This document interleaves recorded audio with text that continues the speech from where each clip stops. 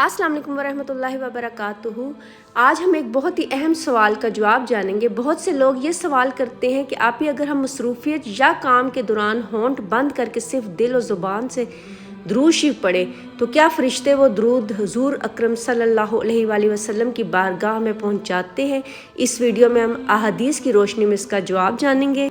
नबी अकरम सल्लल्लाहु अलैहि वसल्लम ने फरमाया, तुम जहाँ कहीं भी हो तुम्हारा दुरूद पाक मुझ तक पहुँचाया जाता है। सुनन नबी दाऊद में है, हदीस नंबर 2042 में ये बात इरशाद फरमाई है।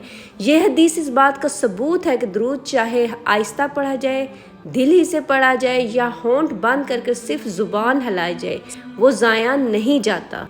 फरिश्ते वो दुरूद हुज़ूर सल्लल्लाहु अलैहि वसल्लम तक ज़रूर पहुंचाते हैं। हमारे प्यारे आका हज़रत मोहम्मद मुस्तफ़ा सल्लल्लाहु अलैहि वसल्लम पर दुरूद भेजने के लिए बेशुमार तरीके हैं।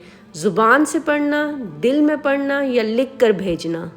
असल चीज़ है नीयत और मोहब्बत। अल्लाह ताला दिलों का हाल जानता है। फरिश्ते हर दुरूद को हुज़ूर पाक सल्लल्लाहु अलैहि वसल्लम की बारगाह में पेश करते हैं। तो प्यारी बहनों, होंठ बंद करके इवन कि अगर आप काम करते हुए भी दुरूद पाक पढ़ते हैं तो घबराने की ज़रूरत नहीं है। आपका हर दुरूद हुज़ूर पाक सल्लल्लाहु अलैहि वसल्लम तक पहुंचाया जाता है।